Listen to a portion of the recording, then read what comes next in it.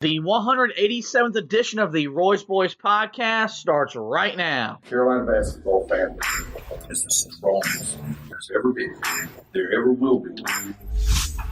Nate Humphrey hands King Rice the ball. Pushes into Hubert Davis. 8 seconds. Davis trying to get free. Over to Fox. Fox, baseline. Up for the shot. Good. Off the glass. Oklahoma calls timeout. But the game is over. The game is over. Carolina has upset number 1 Oklahoma. Been ready on his second attempt. That one is no good. They battle for it. Loose ball. Recovered Marvin. He scores. With 20 seconds left to play. Goes back to Michael Jordan. Jumper from out on the left. Good! 63, 62, 13, 12, 11. Georgetown with one timeout. Brent Brown looking. Throw away to Worthy. 35. The Tar Heels are going to win the national championship. Carolina with foul. He takes the timeout. Technical foul. Technical foul. Brown gets it into Williams. Here comes Williams front court. Williams on the drive. Gets it back out the head. Long outside shot. Short rebound. It's over. And how about the Tar Heels? They are the national champions. The Tar Heels are the national dadgum champions. And that's what it takes when you big time games. You got to compete. You do it with your brain, and you got to do it with your heart too. And that's pretty doggone good. From QCBroadcasting.com, this is the Roy's Boys podcast with your host, Josh Marlowe.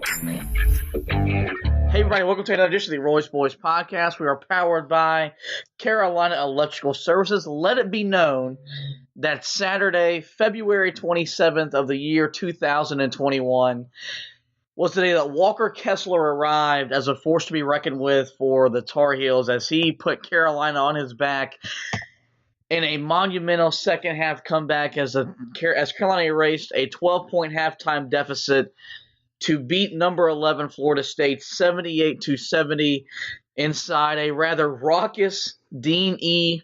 Smith Center with 32 fans in attendance for today's game. And buddy, I've seen a lot of people on Twitter trying to put this game into words for Carolina. In the last week, they've beaten a team by 45 at home.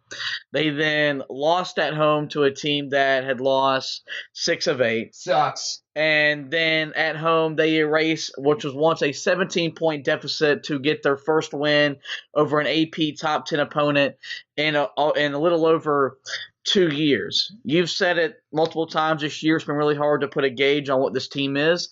And today they lived up to that billing because in the first half they looked god-awful. They turned the ball over 14 times, and they're going to run out of the gym. And then in the second half, a completely different team. They played the most inspired 20 minutes of basketball we've seen from them this year, and it couldn't have come at a better time for them. Yeah, I mean, this was not expected, I don't think, by anybody after that first half that they had. But, yeah, coming into the game, you definitely thought that this was a possibility because of the way that this team has played throughout the year. I told you when we were talking in the preview podcast, this team is very similar to the NBA team that we like and follow, and the fact that you just can never get a firm read on them.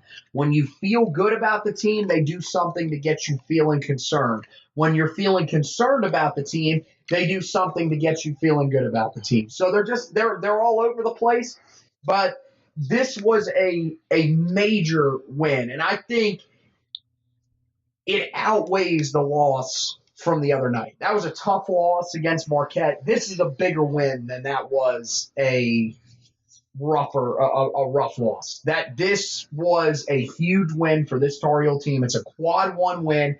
It's your first win over a ranked opponent in your last 11 tries.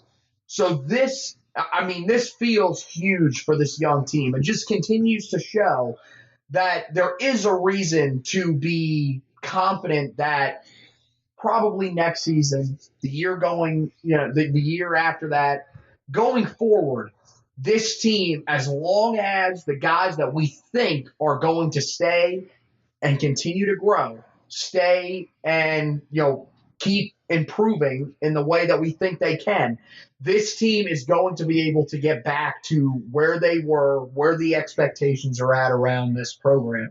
And this was a big step in the right direction for them. But more importantly, and I think the thing that, of course, we're going to talk about the most here is that this gives you a margin for error in these last two games of the season, gives you a little bit of a margin for error in the ACC tournament, and really has you feeling confident that this team is going to play in the NCAA tournament after being extremely, extremely negative on that subject after the other night against Marquette. I think today was the perfect example of why myself, any Tar Heel fan this year has been as frustrated, even probably more so than last year. Last year's team was limited by talent and hampered by injuries. This year's team has an abundance of talent that is sitting on that roster, and they've remained rather healthy outside of Donovan Puff Johnson and some other guys, missing some time here and there. And in the first half, you saw a team that completely looked dumbfounded and didn't know how to play the game of basketball. And then in the second half, whatever got said at halftime, they didn't get back on the court until 1 minute and 55 seconds left to go in the halftime intermission. Whatever was said in that locker room resonated because, as I mentioned, that's the most inspired this team has played this season. And they put it all, I guess you could say they put it all together for 20 minutes, and you blew out a team that's been playing the best basketball in your conference over the last couple of weeks. And so I think that's why I know my frustration level with this team has reached levels that I didn't think was possible after going through what we went through last year. But I looked at you at some point today and said, I think they're going to win this game. And then the game started, and I felt really dumb for saying that. And then the second half after happened. The 5-0 start. Yeah. They started off great.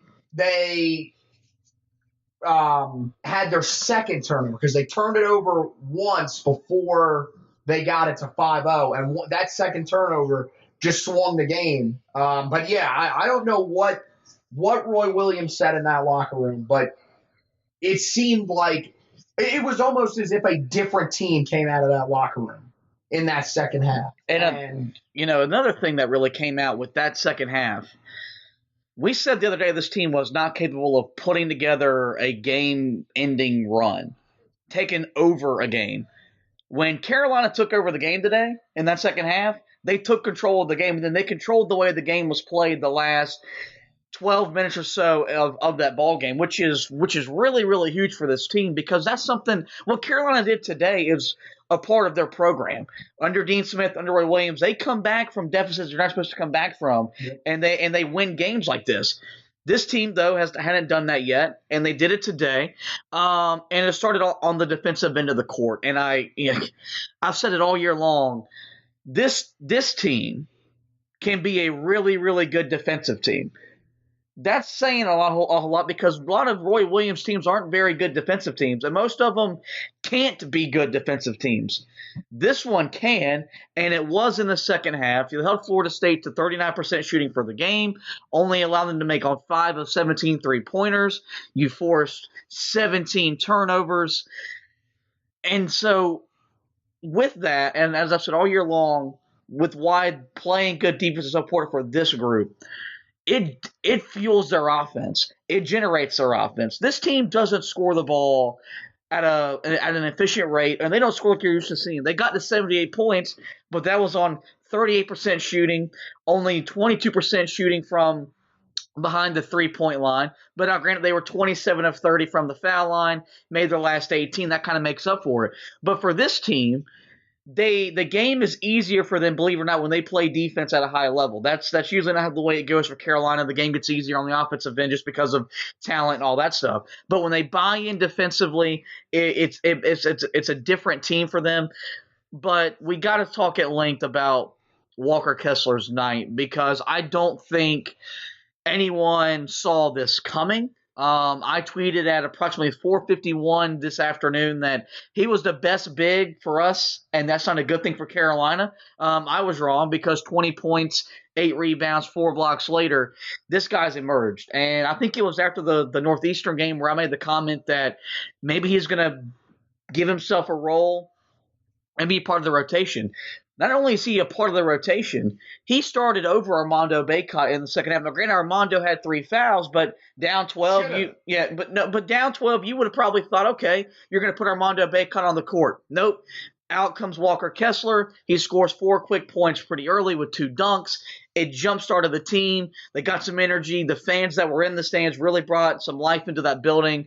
And Carolina just fueled off of that. Now, granted, by about the halfway part of the second half, he was gassed, and he was playing on strictly adrenaline and emotion from there, but it was still enough to carry this team to a victory. And I think the thing, and I said this while we were watching the game, it wasn't just the fact that he was scoring points and grabbing rebounds. He was making plays without even making plays because his length was affecting them. He had 4 block shots. He made them take some bad shots that you weren't going to make. And he was just making all the little plays that Carolina needs to make to win games. And it was just really, really good to see him really immerse today because Carolina's bigs weren't great. Day'Ron Sharpe, 3 points, 6 rebounds. Armando Bacot, 6 points, 4 rebounds. Garrison Brooks, 4 points, 6 rebounds. There's now a 4 horsemen of big men in Chapel Hill, and Walker Kessler has joined the party. He's going to be a big part of this team, I feel like, moving forward to finish out this season. This team, when they looked their best in this game was when they started going inside, primarily running their offense through Walker Kessler.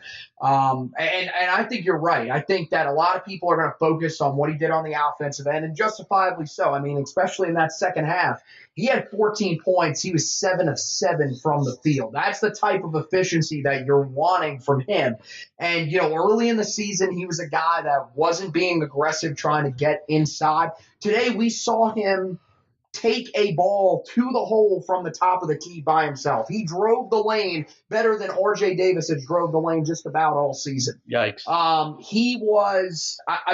He was aggressive, and that's what you want to see. Early in the season, you could tell he was trying to play away from the basket. He was trying to be that stretch forward. And look, maybe that's going to eventually be part of his game. We would love it if that could become part of his game. The fact that he's now getting more confident about demanding the ball in the post and making the most of it when he does is what should be the most encouraging thing for Tar Heel fans about what he's doing right now for this team. But you mentioned it on the defensive end. He was fantastic. He seemed to affect just about every play. I mean, look, he was only credited with 2 blocks in that second half. Just about any time anybody drove the lane, Walker Kessler was there to make a play on the basketball. And you're right. I think that, one of the things that they're going to probably be working on with him in the offseason is adding size, but also adding a little bit more stamina. And part of that is because, we saw middle of the season, he wasn't playing much at all. So he's gone from a guy that wasn't playing much at all to now a guy that, if we're being real honest, the way he's played over these last few games, he should start over Garrison Brooks. If we're just going off of production, I think he should start along with Armando Bacot if we're just going off of production. Put him in the middle. Armando, although unpredictable, when he has played really well, he has been, probably your best offensive piece. I mean, at this point, it's so hard to pick who's been the best offensive player for this team because everybody just, they have moments where they show up and then they disappear for 2 or 3 games. And that's how it feels with Armando. But right now, Walker Kessler is doing everything possible to become probably your most complete big if he keeps playing like this when we go into next season and further down the line. Yeah, I don't necessarily agree with him being a starter. I think you still ride with what you're doing, but you have a guy that you have 2 guys now that you can put in that lineup if Armando or Garrison Brooks have a slow start or make some bad plays, which we've seen Roy Williams do that over the last handful of weeks where he'll just willingly pull one of those guys. For usually it has been Day'Ron Sharpe, but now you can add Walker Kessler into the fold. And I think at this point you're just not going to mess with that. You've started the same lineup 12 straight times. You just beat. Well, maybe you don't start him, but you need to play him more than you play Garrison Brooks. Right now, Walker Kessler is helping this team more than Garrison Brooks is. In terms of production, yeah, but leadership and stuff like that, you're still going to put Garrison Brooks out there because he's going to get the guys set, defensively, and he's going to help you more than he's going to hurt you. Some of the people that aren't helping Carolina that need to start helping Carolina is the guard play. Caleb Love tonight, yeah, he scored 12 points. but 2 assists to 6 turnovers. Not really good. Kerwin Walton had another off night, 3 of 10 shooting. All of his shots